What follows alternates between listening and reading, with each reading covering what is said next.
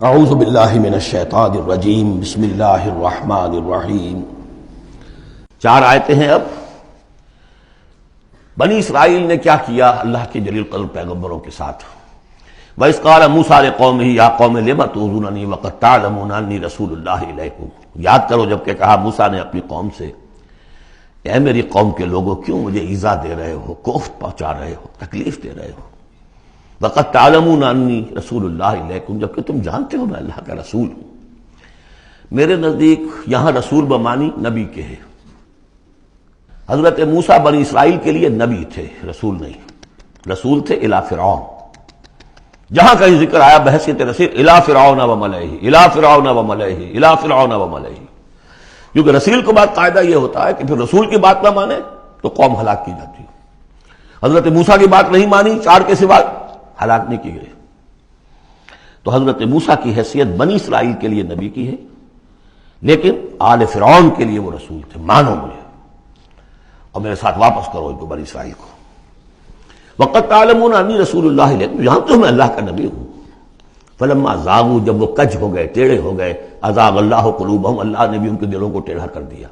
یہ بہت اہم آیت ہے جو قرآن مجید میں جتنی مرتبہ آیا اللہ نے انہیں گمراہ کر دیا، اللہ نے مہر لگا دی، تو کبھی اللہ ابتداءً مہر نہیں لگاتا، پہلے انسان ٹیڑھا خود ہوتا ہے، لیکن جب اس کے ٹیڑھ پن ایک حد تک چلا جاتا ہے، he reaches the point of no return, then Allah puts a seal on his heart، اس کے بعد نہیں آ سکتا۔ تو جب وہ ٹیڑھے ہو گئے اللہ نے ان کے دلوں کو بھی ٹیڑھا کر دیا۔ واللہ لا یہدی القوم الفاسقین، اللہ فاسقوں کو زبردستی ہدایت نہیں دیتا۔ اب اس میں ہم پڑھ چکے ہیں سورہ مائدہ میں، اصل میں وہ ایذا ہے۔ اللہ کے رسول کو اصل ایذا ذاتی نہیں ہوا کرتی، ہوتی ہے وہ بھی، انسان محسوس کرتا ہے۔ اور میں بتا چکا ہوں آپ کو سورہ احزاب میں کہ حضور حضرت موسیٰ کے ساتھ بھی اس طرح کا معاملہ کیا، لیکن حضور کے ساتھ بھی کیا، لیکن اصل ایذا جو یہاں ہو رہی ہے قتال کے لفظ کے ذکر کے ساتھ جو آ رہی ہے وہ یہ ہے۔ وَإِذْ قَالَ عِيسَىٰ ابْنُ مَرْيَمَ، دوسرا دور۔ اب یہ ہے رسول، اصل میں بنی اسرائیل کے لیے رسول بن کر آئے وہ حضرت عیسیٰ، رسولاً الی بنی اسرائیل۔ سورہ آل عمران کی وہ الفاظ بہت اہم ہیں۔ وَإِذْ قَالَ عِيسَىٰ ابْنُ مَرْيَمَ يَا بَنِي إِسْرَائِيلَ إِنِّي رَسُولُ اللَّهِ إِلَيْكُمْ، اور جب یاد کرو جب کہ کہا عیسیٰ ابن مریم نے، اے بنی اسرائیل میں اللہ کا رسول ہوں تمہاری طرف،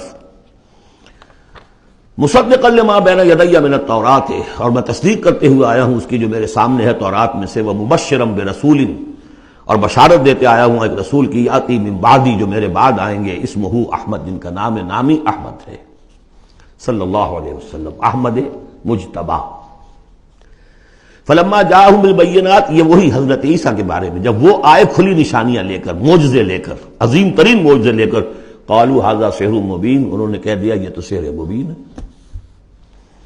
ومن اظلم ممن افترا، اب یہ تیسرا دور ہے، اب محمد رسول اللہ آ گئے ہیں صلی اللہ علیہ وسلم، اور وہ ہم پڑھا ہے سورہ بنی اسرائیل میں، عسیٰ ربکم ان یرحمکم وان عدتم عدنا، اے بنی اسرائیل تم ہمارے لاڈلے تھے، اس میں کوئی شک نہیں، ہم نے تمہیں چنا تھا، اخترناہم علی علم، لیکن تم نے اپنی بد عملی کی وجہ سے اپنے آپ کو راندہ درگاہ بنا لیا، لیکن ہماری محبت اب بھی موجود ہے۔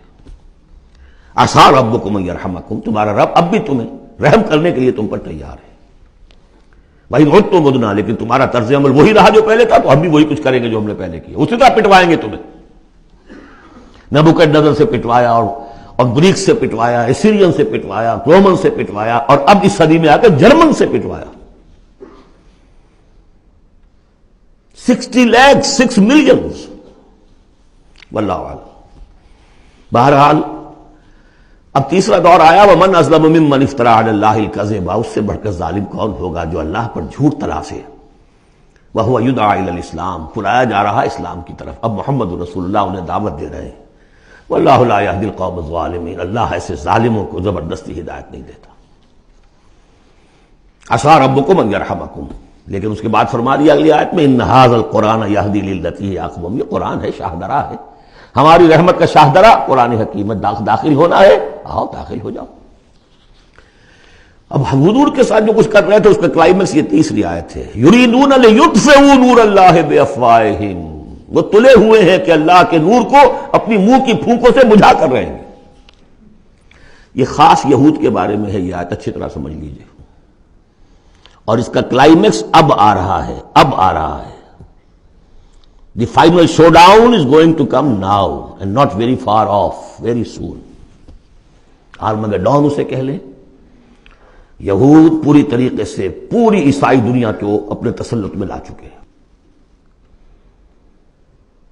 اور جو کچھ ہونے والا ہے الملحمۃ العظمیٰ جسے حضور نے قرار دیا ہے، عظیم ترین جنگ،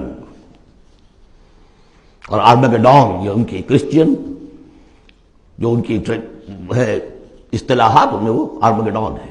بہرحال وہ تو ابھی آئے گا، ابھی تک تو ہم پڑھ رہے ہیں جو اس وقت ہو رہا تھا۔ ان میں جرت نہیں تھی، وہ سامنے آ کر مقابلہ نہیں کرتے تھے، وہ ہم پڑھ چکے ہیں سورہ حشر میں، کبھی بھی سامنے آ کر مقابلہ نہیں کریں گے، منہ کی پھوکوں سے بجھاتے ہیں دور دور سے۔ یہ استعارہ ہے کہ سامنے آ کے مقابلہ نہیں کرتے، سازشیں کرتے ہیں۔ منہ سے تو آدمی بات ہی کرتا ہے نا، سازشیں کر کے اس کو ابھارو، اس کو لے آؤ، اس سے حملہ کروا دو، قریش کو لے آؤ، فلاں کو لے آؤ، ان میں دم نہیں ہے۔ اسی کو کہا ہے مولانا ظفر علی خان نے، نور خدا ہے کفر کی حرکت پہ خندہ زن، پھونکوں سے یہ چراغ بجھایا نہ جائے گا۔ یریدون لیطفئوا نور اللہ بافواہہم واللہ متم نورہ ولو کرہ الکافرون۔ اللہ اپنے نور کا اتمام فرما کر رہے گا، خواہ یہ کافروں کو کتنا ہی ناگوار ہو۔ یہ جو ہے آیت آئی ہے اس سے پہلے سورہ توبہ میں، یریدون ان یطفئوا نور اللہ بافواہہم ویابی اللہ الا ان یتم نورہ ولو کرہ الکافرون۔ اتنا سا فرق ہے، باقی آیت جو کی تو ہے۔ صدق اللہ العظیم۔